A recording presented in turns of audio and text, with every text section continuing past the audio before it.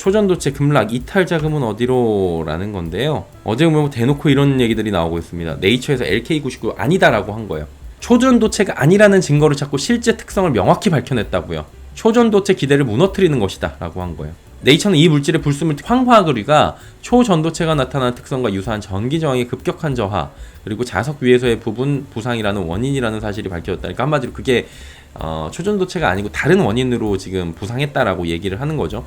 초전도체가 구현될 수 없는 이유를 설명했다고 네이처는 전하고 있는 거고요. 한국 연구팀이 샘플을 공개하면 추가적 확인이 가능할 것이다. 이렇게 이야기를 하고 있는 겁니다. 결국에는 네이처는 많은 이들이 LK99가 상온 초전도체가 아니라고 확신하고 있지만 이 물질의 실제 특성이 무엇인지에 대한 의문은 남아있지만 본인들이 볼 때는 기대를 무너뜨리는 것이다. 아닌 것으로 보인다. 라고 이야기를 한 거죠. 세계적인 학술지 네이처입니다. 여기서 아니라고 부인을 한 거라고 지금 시장에서는 판단을 한 거죠. 다만 다른 곳에서 맞다고 할 수도 있고요. 해당 기술에 대한 검증은 지속적으로 이루어지면서 결론이 100% 아닙니다라고 날 때까지는 최소한 샘플을 공개하고 최소한 뭐 이럴 때까지는 조금 더 갑론을박이 나올 수 있긴 해요. 그런데 이제 재료가 소멸되고 있다라는 거죠. 왜? 네이처에서 이렇게 다뤘으니까. 많은 이들이 LK99가 상온 초전도체가 아니라고 확신하고 있지만 의문은 여전히 남아있다. 특성이 무엇인지 LK99 물질에 대한 결과 역시 기다리면 나올 겁니다. 하지만 이제 재료가 소멸되고 있다. 조금 전에 말씀드린 대로. 그리고 주가는요, 이거하고 별개로 좀 생각을 하자고 계속 말씀을 드렸잖아요. 해당 기술의 진위 여부하고 관계없이 주가가 그냥 마구잡이로 급등을 했던 그냥 이건 테마주였다고요. 특히 기업들의 부인 공시에도 불구하고 거의 모든 관련주로 묶인 테마주들이 급등했어요. 이거 전형적인 패턴인데 한번 제 얘기 들어보시겠어요? 이런 일이 처음이 아닙니다, 여러분. 잘 보세요. 이런 일 많았어요.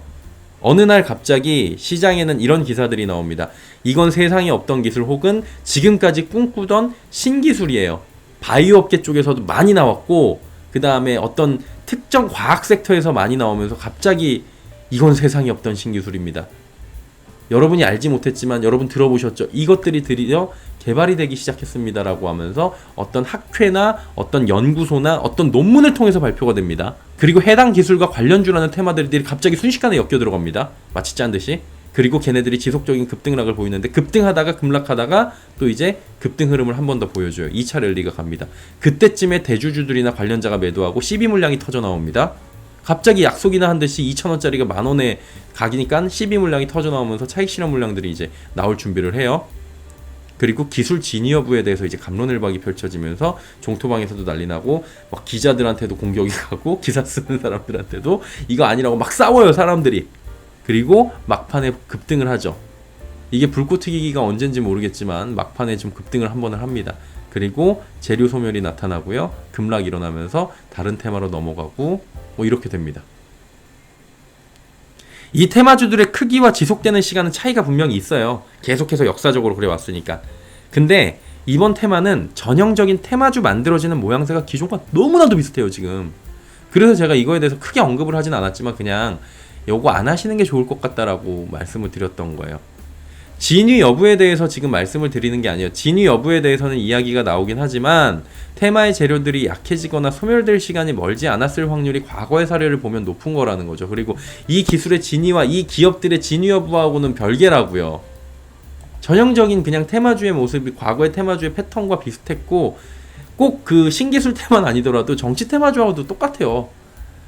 그 저희 웅진에너지가 파평윤 씨라고 윤석근 회장이 그래가지고 윤석열 테마주로 묶여가지고 그때 올라갔었잖아요. 사법연수원 동기라고 해가지고 그 사람이 사회이사로 해갖고 올라가 뭐 알지도 못한다 그러는데 올라가잖아요. 그게 테마주입니다.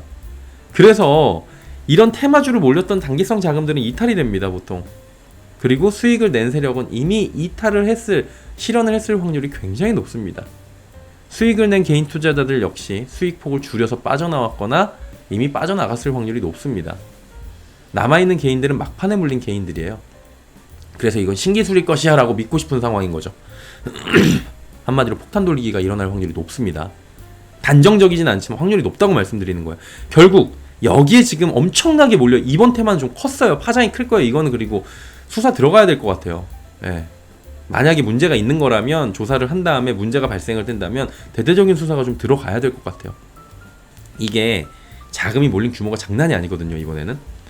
그럼 이 자금들이 어디로 가요? 이미 실현한 사람들은 다른 섹터로 이동할 텐데 2주 넘게 쉬어가고 있는 성장성도 있는 2차 전지로 돌아올 확률이 높다라고 지난번에 이게 끝나면 말씀을 드렸는데, 어제 시속게임처럼 얘네가 빠지니까 기가 막히게 지금 넘어오고 있는 그런 모습들이 시장에서는 나타나고 있는 거죠. 실제 어땠어요? 이게 전일 2차 전지 종목들인데 대체적으로 지금 반등이 나왔습니다. 대체적으로 반등이 나왔고 반등폭도 굉장히 컸어요. 그리고 하락 추세에서 돌린 애들이 대다수였고, 그리고 낙폭을 거의 다 회복을 하는 애들이 지금 LG화학 하나가 있었어요. 하락에서 상승 추세로 전환한 시기가 언제? 이 자리가 어디예요? 이 자리가? 요 자리가 이제 초전도 급락 시작한 시기예요. 그러다니까 요 빠져나오면서 대체적으로 매물 잡아먹으면서 장대 양봉으로 상승 마감을 했다. 이런 부분들이 지금 보여지고 있는 겁니다. 자, 그러면 연장선상입니다. 에코프로 자사주 매각 자제해달라, 사전 통보해달라 얘기했고요. 이동채 전 회장은 오늘 오전 대법원 선고가 있습니다. 자, 그러면은 관련해가지고 2차 전지 움직임들도 함께 볼게요. 조금 전에 이제 어제 당일의 움직임을 봤고요. 대장주죠. 사실 이제 2차 전지에서는 얘가 삼성전자죠. 에코프로가. 송호준 대표가 자사주 매각 자제해달라고 지금 이야기를 나눈 겁니다. 투자자를 실망시킨 데 대해 대책을 지금 세운 거예요. 임원들에게 시장이 예민한 시기에 오해를 불러일으키지 않도록 자사주 처분을 최대한 자제하고 불가피할 경우에 사전 통보해서 회사와 미리 상의해달라 취지의 이메일을 보낸 겁니다. 우리 회사는 도덕적 잣대도 염두에 둬다. 뭐 이렇게 얘기를 하는 거죠. 주가가 안정될 때까지 스톡옵션 행사를 자제하자라고 얘기한 거예요. 최근에 지금 불거지고 있는 여러 가지 이슈들에 대해서 좀 이야기가 나오고 있는 거죠. 불가피한 자사주 매도 시 회사 IR팀에 사전 통보하는 것은 물론이고, 자사주 변동 시 임원과 주요 주주는 지금 보고를 해야 되는, 사후 보고를 해야 되는 건데 즉각 공시하자라는 의미인 겁니다. 그냥 지금 사실은 이거 사전 공시해야 되거든요. 그래야지 기업들한테도 좋고 투자자들도 좋고 한 거예요. 사실 따지고 보면 이게 지금 국회에 계류가 돼 있습니다. 법안이 좀 빨리 통과가 돼야 되는 것 같은데, 어쨌든 사후 보고가 아니라 즉시 보고로 지금 바꾸자라고 자체적으로 얘기가 하는 거예요. 윤리적으로 문제가 없을 때 존경받는 회사가 될 수 있다. 지금 이야기가 나오는 거고요. 관계자는 뭐라 그랬냐면, 일부에서는 임직원들이 가진 주식을 전량 매도한 것으로 오해하고 있는데 임원들은 소유 주식의 극히 일부분만 매도한 것으로 확인했다. 이거 누가 확인해줬어요? 제가 확인한 겁니다. 이거 나 한번 자랑하려고요. 이거는 좀 이거 제가 일일이 해드렸잖아요. 하나하나 자사주 매도에 대해서 어떻게 보셔야 되는지 혼란이 없도록 말씀드리는 건 그건 이제 저희 역할이니까 그건 제가 말씀을 드렸던 거예요. 자, 얼마 전에 전해드린 대로 임직원들의 매도가 있었던 거에 대해서 얘기를 하는 겁니다. 매도에 인해서 고점 논란 이런 거 당연히 나오죠.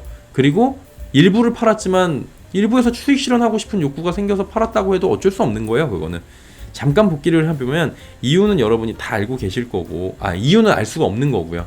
이거 왜 팔았는지에 대한 공시 의무는 없습니다. 각각 매도 물량과 비중 금액들이 굉장히 달랐어요. 다 팔아가지고 다 전액에서 뭐 테마주들처럼 다 팔고, 그 다음에 테마주는 전액 다 털잖아요. 그 관계자들이 막 다 털어갖고 대주주가 바뀌고 그럽니다. 전량을 털어버립니다. 막 수백억 원, 막 수십억 원을.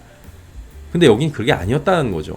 상장사들은 그래갖고 대주주나 아니면은 임직원들이 스톡옵션을 받은 거 몇 프로를 팔았고 왜 팔았는지를 알아야 된다는 거예요. 그래서 지난번 방송 보셨던 분들은 좀 혼돈이 좀 덜 했을 텐데 잠시 요거 잠깐 살펴볼게요.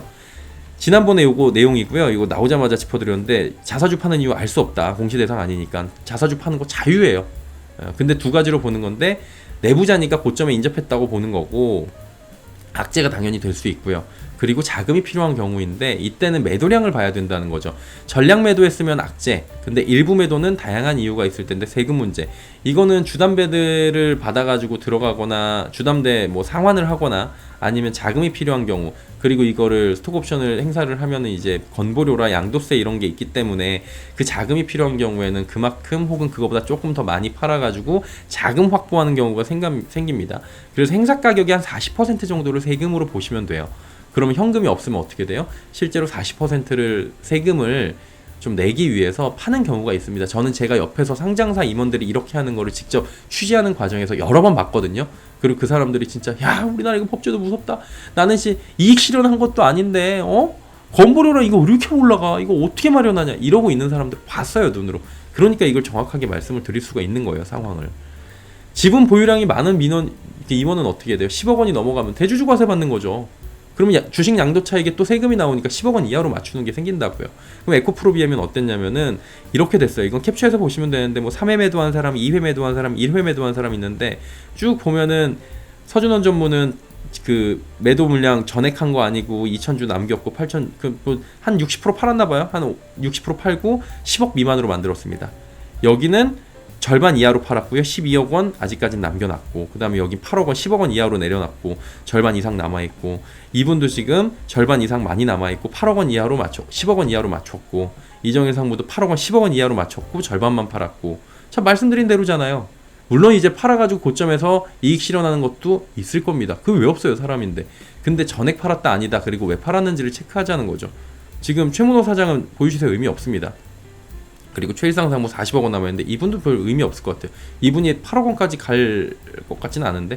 그럼 뭐예요? 꼭지 이야기 나올 수 있지만 매도한 횟수나 수량 등을 살펴보면 절반 이상 매도한 사람 9명 가운데 2명이 지금 10억 원, 절반 이상으로 매도한 사람이 2명밖에 안 된다는 거예요. 9명 가운데 7명은 절반 이하 매도했다는 거고, 10억 원 이하 구간까지 내려온 사람이 9명 가운데 5명이다. 절반 이상이다. 전액 매도한 사람 없었다. 이런 거 체크를 해보면 되는 거죠. 그럼에도 불구하고 지금 회사 차원에서 아예 매도 자체와 매도를 아예 자체를 자제해달라. 그리고 만약에 불가피하게 하면 IR팀에 사전 통보를 해달라라고 부탁을 한 거예요. 법적인 부분 전혀 문제될 거 없잖아요.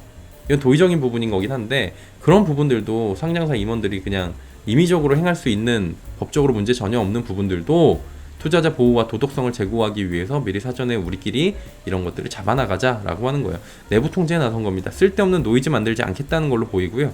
주가에 악영향 줄 만한 요인들은 만들지 않겠다는 의지로 해석을 할 수 있겠죠. 향후 고점 매도 논란이라고 엮이잖아요. 막 이런 것들이 앞으로 생길 수도 있잖아요. 근데 그런 것들을 원천 차단하고, 기업들이 이런 이슈로 엮여가는 것들을 이런 이슈의 정중앙에서요. 왜냐하면 이번에도 다양한 기업들이 매도를 했는데 그 가운데 이름이 결국에는 대장주니까 에코프로부터 나오는 거잖아요.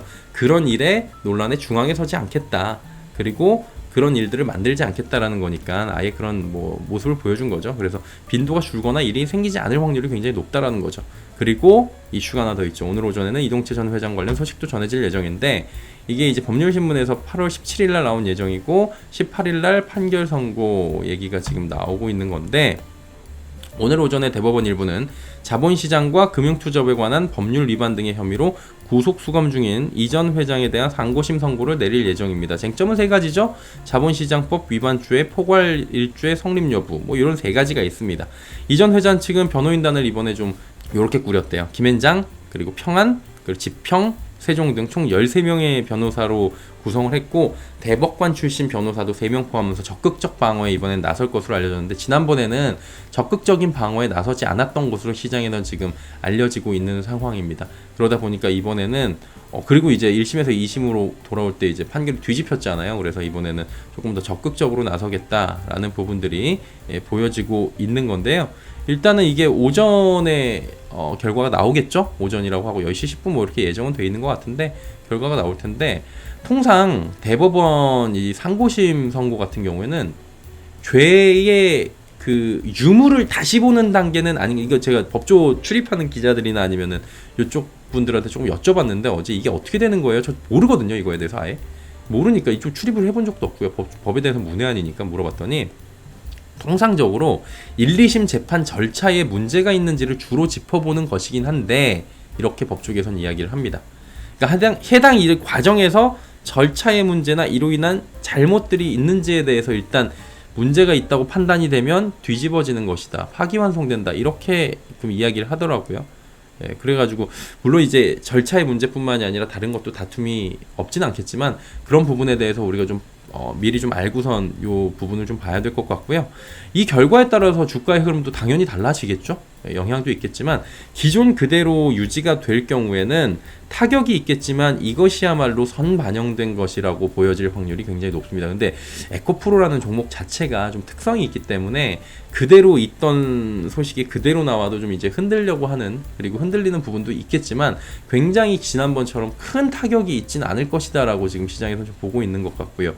뒤집힌다면, 이게 뒤집혀가지고 이제 파기환송이 되거나 그렇게 된다면 주가가 화답을 해줄 것이다, 이렇게 보여지는 만큼 오늘 오전에 있는 이 이슈들도 우리가 예의주시를 해야 될 것 같습니다.